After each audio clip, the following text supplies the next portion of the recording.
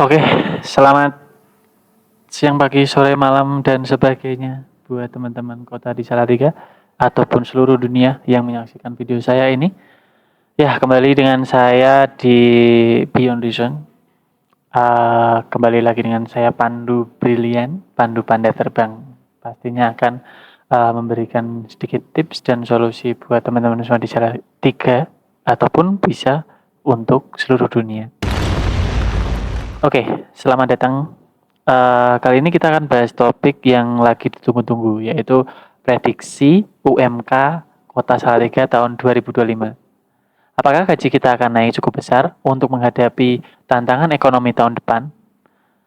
Yuk, kita simak sampai habis ya. Karena di akhir video, saya juga akan bagikan tips mengelola keuangan agar tetap stabil di 2025. Let's check it out. I don't ever slow up, no I don't take shit. I got no love for the fakeness. If you wanna play tough and wanna hate this, I'll always show up. I don't ever slow up, no I don't take shit. I got no love for the fakeness. If you wanna play tough and wanna hate this, I'll always show up and make a statement. I don't ever slow up, no I don't take shit. I got no love.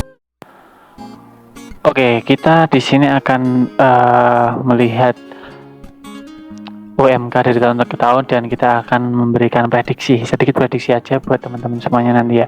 Oke, pertama-tama kita lihat dulu ya data UMK di Kota Salatiga dari tahun sebelumnya ya. Pertama itu di 2020 ya, saya ambil data dari 2020 yaitu 2.34915, kemudian jadi 2.100.000, kemudian di 2022 jadi 2.128.000, kemudian di 2023 jadi 2.284.000, dan yang terakhir di 2024 ini menjadi 2.378.000. Ya lumayan kenaikannya walaupun sedikit-sedikit ya, apalagi di corona kemarin dampaknya juga lumayan ya.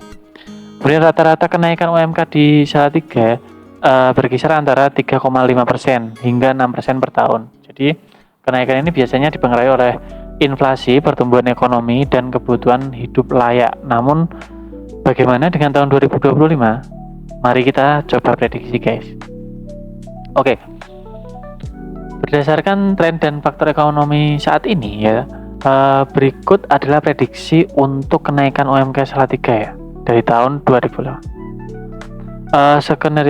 Skenario optimisnya saya ya, kenaikannya di 6% ya, karena UMP-nya kan 6,5% ya. Jadi di sini kemungkinan kita bisa dapat angka sekitar 2,5 atau 2.521.688. Itu adalah kenaikan skenario optimis ya. Kalau yang tengah-tengah kemungkinan itu kenaikannya 5%. Jadi di angka Rp2.497.899. Kemudian kadang kita juga bisa pesimis juga ya. Jadi kenaikan pesimisnya di 3,5% aja. Jadi cuma naik 100 kemungkinan di Rp2.462.215. Oke. Jadi faktor yang mempengaruhi keputusan final ini meliputi tingkat inflasi ya. Jadi pertumbuhan ekonomi di Salatiga bagaimana. Terus sebenarnya SPSI bisa bernegosiasi ya. Negosiasi tripartit antara pemerintah, pengusaha, sama serikat pekerja. Jadi kalau menurut saya di perusahaan ini harusnya bisa, dan serikat pekerja pun juga bisa ikut andil dalam pemutusan kenaikan UMK ini ya. Jadi meskipun kita bisa berharap kenaikan, tetap ada kemungkinan besar kenaikan moderat di Kota Salatiga atau kenaikan medium tadi ya, mengingat inflasi yang masih cukup tinggi secara nasional. Seperti itu ya untuk prediksi tahun 2025, prediksi saya. Oke, selanjutnya kita akan melihat dampak kenaikan UMK di tahun depan, kemungkinan ya ini. Jadi kenaikan UMK tentu membawa dampak baik dan buruk bagi pekerja. Ini bisa sedikit meringankan beban biaya hidup. Kok bisa ya?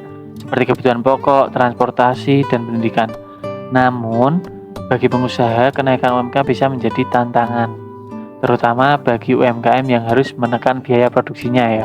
untuk tetap kompetitif. Sekarang minyak goreng aja udah lumayan menggemparkan ya.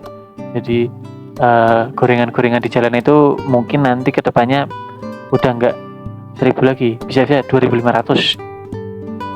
Oke, karena itu ya kita itu tidak bisa sepenuhnya bergantung kepada UMK ya guys.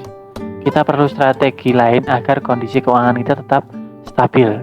Misal protes ke atasan biar naikin gaji. Tuh, misal lo ya. Atau kalian bisa buat usaha-usaha apa gitulah biar bisa tambah penghasilan. Atau kalian bekerja dengan lebih baik lagi, lebih giat lagi, tunjukkan kalau kalian itu bisa membuat perusahaan menjadi lebih baik ya. Nah nanti kalau atasan lihat, wah bisa berefek lebih baik nih, nanti bakal dinaikkan pasti deh, insya Allah. Oke, selanjutnya kita ke solusi dan tips keuangan untuk tahun 2025 ya.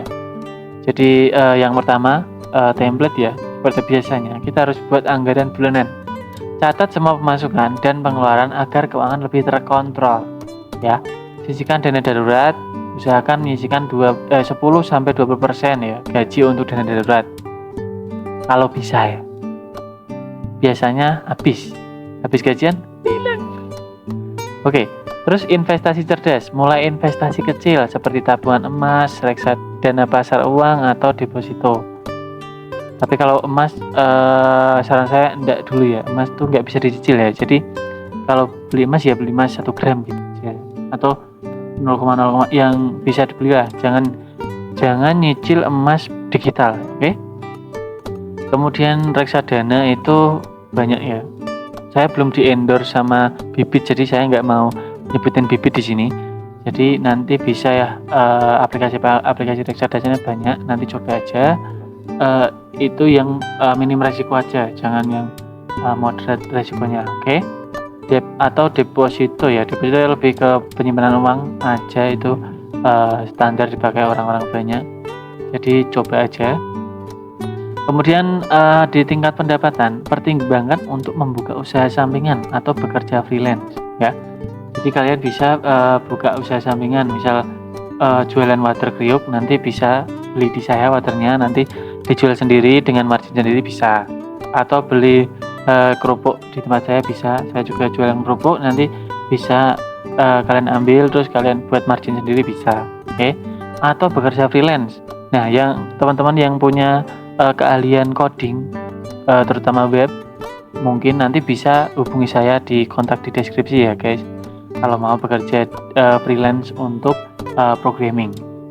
Kemudian kurangi pengeluaran non esensial atau fokus pada kebutuhan pokok dan tunda membeli barang-barang yang tidak mendesak. Maksudnya ya lucu tuh, beli jangan guys.